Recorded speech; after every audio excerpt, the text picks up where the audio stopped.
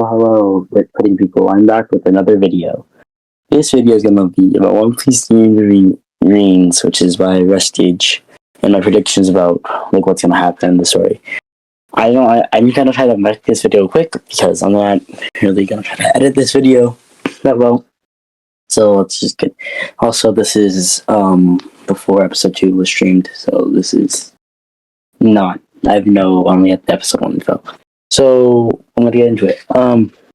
Double hurts. This is just like whether or not they will eat one, right?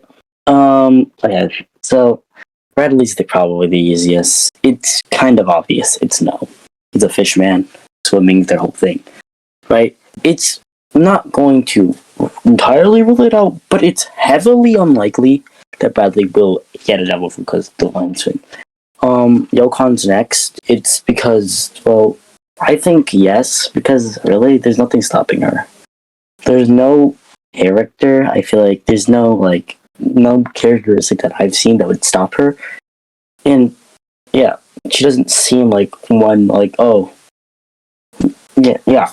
I think she would. I feel like because if anyone out of the crew would, it would be Yokon. This is Damien.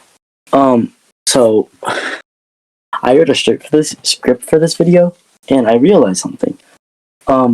Halfway through, or while reading it, that I can eat devil fruits, so my whole 50-50 thing doesn't make sense. Because robots probably can't. But one, I'll keep the last part in, because the last part of the script says that I don't know exactly if he would, because Damien is an artificer, which is a spell class already, so maybe getting more spells, especially like Logius. Right? I'm not going to rule out that he will get a zone or a Paramecia.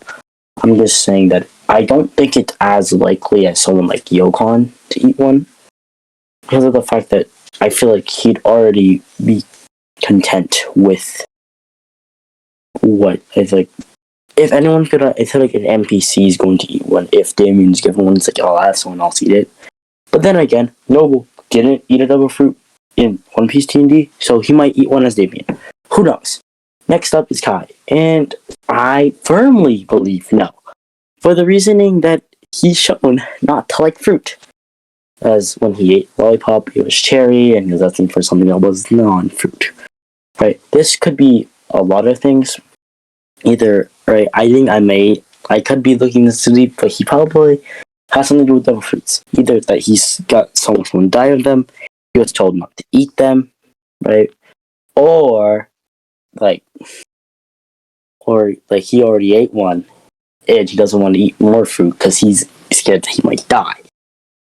But if he doesn't have one, I do kind of see him eating one, but only if it was in a very intense moment, or if he has one, he'll awaken it. But then again, I could be looking at this too hard.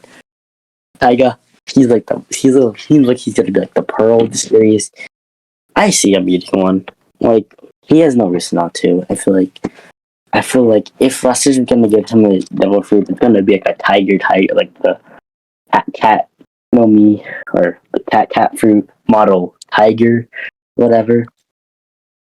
So yeah, multiclassing. Yeah, this one's gonna be a little fun.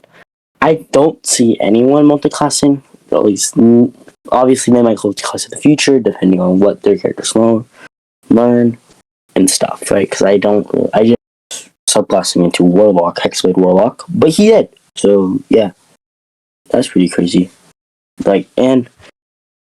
So anything can really happen with multiclassing. Next is hockey. When it comes to hockey, I think they always get basic armor and observation, unlike the One Piece crew did, because they can.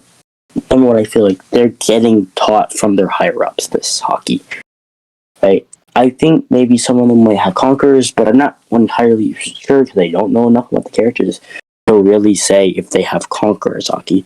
But I feel like the higher ups will teach them at least basic armor and observation.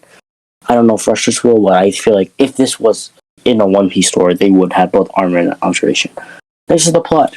Obviously, Ragnar's going to be one of the final antagonists. He's heavily implied to be in the hype, the foreshadowing, and he's fought by Blue Blood. And Blue Blood is very strong. So maybe Ragnar's even stronger than Blue Blood, and maybe already on the same strength. One of the two. And the only other character we have back, or one of the party members that we have backstory to, is Damien.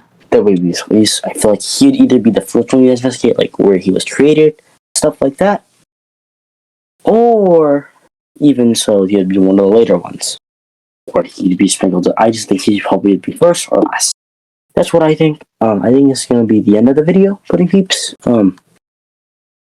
Yeah, because we don't know much about Yokon's, Bradley's, or even Ben Kai's, and even the rest of Damien's backstory, and even Taiga's, if you want to count him part of the party, right? So yeah, that's what I think. And we'll eventually investigate it. I feel like maybe one of the first major villains gonna be the hypnotizing guy. Probably hypnotize what's his face, Zell, the old man. See you guys next time, Pudding Peeps. I might make predictions on episode 10, or even right on episode 2. Who knows? I don't know when the next video is going to come out, but I'll see you then. Bye-bye.